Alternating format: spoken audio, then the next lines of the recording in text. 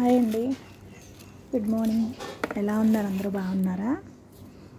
ఈరోజు నేను మళ్ళీ ఇంకొక మంచి వీడియోతో మీ ముందుకు వచ్చాను. చూస్తున్నారు కదా, సమ్మర్ వెళ్ళిపోయింది, రైనీ సీజన్ వచ్చేస్తుంది. ఆల్రెడీ అన్ని చోట్ల కూడా వర్షాలు స్టార్ట్ అయ్యాయి కదండి.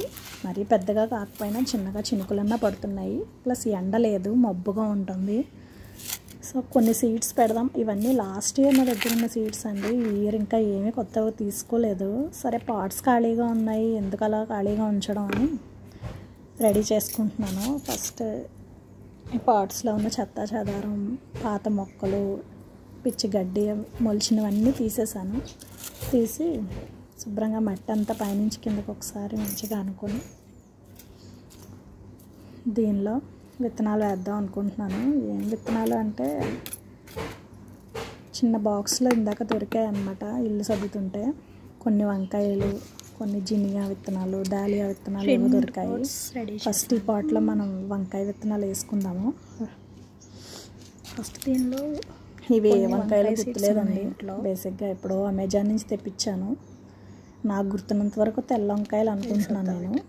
తెల్లవి పెద్ద వంకాయలు ఉంటాయి కదా, ఆ విత్తనాలని గుర్తు. చూద్దాం, మొలిస్తే అప్పుడు ఏమైనా కాయలు కాస్తే తెలుస్తుంది మనకి ఏంటి అనేది. కొన్ని విత్తనాలు ఉంచాను, కొన్ని జల్లుతున్నాను. కుండి చిన్నదే, మరీ పెద్దది కాదు. సో కొన్ని మొలిస్తే మొలిచినంత వరకు వేరే మళ్ళీ పాతుకుందాం, రీపాట్ చేసుకుందాం. ఎంతవరకు మొలుస్తాయో చూడాలి. అసలు ఈ మొక్కల దగ్గర ఇలా ఉన్నప్పుడు అసలు టైం తెలియదండి, బోర్ కొట్టదు. ఎంతసేపు అయినా ఏదో పని చేసుకుంటూ ఉండాలనిపిస్తుంది.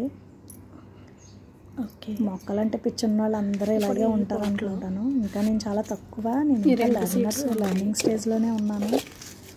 అయినా నాకే ఇంత పిచ్చుంటే ఇంకా చెప్పక్కర్లేదు. టెర్రస్ గార్డెన్ పెంచుకునే వాళ్ళు ఎంత ప్రేమగా చూసుకుంటారో ఆ మొక్కల్ని.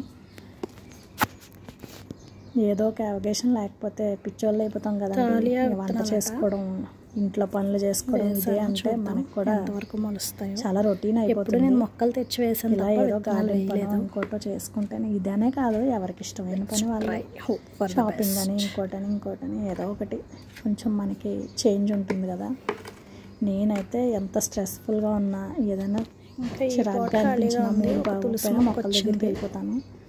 దాన్ని రిపోర్ట్ చేసుకోవడం, కదపద్దు ఇలా, లేదంటే వాటికి ఎరువులు వేసుకోవడం, కలుపు తీసుకోవడం, ఇలా ఏదో ఒక పనితో ఎంగేజ్ అయిపోతాను అన్నమాట. ఇక్కడ కొంచెం ఏసీ అవుట్లెట్ ఉంది, ఏసీ వాటర్ పడుతున్నట్టున్నాయి తడితడిగా. ఇంతకీ మాటల్లో పడి ఆ రెండో కుండీలో నేను దాలియా విత్తనాలు వేసానండి. ఆ విషయం చెప్పడం మర్చిపోయాను. ఒక దానిలో వంకాయ, ఇంకో దానిలో దాలియా. ఇప్పుడు ఇది బకెట్ ఉంది, దీంట్లో ఆల్రెడీ తులసి మొక్క మొలిచింది. దాన్ని ఏమి డిస్టర్బ్ చేయకుండా ఈ పక్కన ఖాళీ ఉన్న ప్లేస్లో ఇంకేమైనా విత్తనాలు అంటే జినియా ఉన్నాయి, జినియా విత్తనాలు వేద్దాంలే అనుకుంటున్నాను.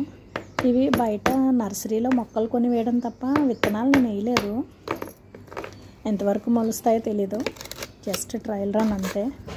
వస్తే ఓకే, లేదంటే మనకి నర్సరీ ఉండనే ఉంది. మళ్ళీ కావాల్సిన మొక్కలు మంచిగా తెచ్చుకొని వేసుకుందాం.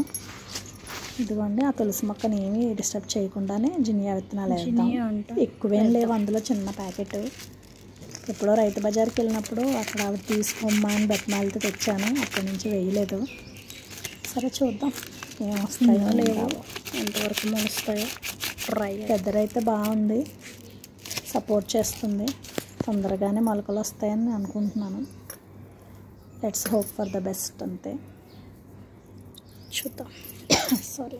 ఓకే, సింహాచలం సంపెంగ మొక్కను చూపిస్తున్నా కానీ పువ్వు ఎప్పుడు చూపించలేదు కదా. ఇదిగోండి సింహాచలం సంపెంగ, నిన్న కూడా పూసింది, నిన్న వీడియో తీయలేదు. అసలు మామూలుగా ఉండదు, ఎంత బాగుందో చూసారా. అసలు ఈ స్మెల్ అయితే పక్కింటి వాళ్ళకి కూడా వస్తుందండి. ఈ పువ్వులు చూడగానే నాకు పాట గుర్తొస్తుంది. మొత్తం ఏ పువ్వు ఏ తేటన్నది, ఏ నాడో రాసున్నది, ఏ ముద్దు ఏమో విదన్నది, ఏ పొద్దో రాసున్నది. బాగుందా? ఇది ఏ పాట గెస్ చేయండి.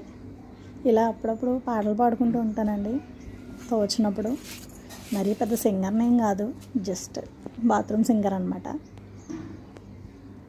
అప్పుడప్పుడు కూనరాగాలు తీసుకుంటూ ఉంటాను. బొడ్డు మల్లె అండి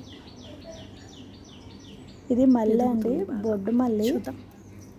నర్సరీ అతను చెప్పడం అయితే చిట్టి గులాబీ అంత పూస్తుంది అన్నారు. ఇంకా ఇదే ఫస్ట్ పువ్వు, చూడాలి. ఇది ఏ పువ్వు, ఇది ఏంటో నాకు తెలియదండి. జస్ట్ తెచ్చి వేసాను. మంచి స్మెల్ అయితే వస్తుంది, బాగుంది.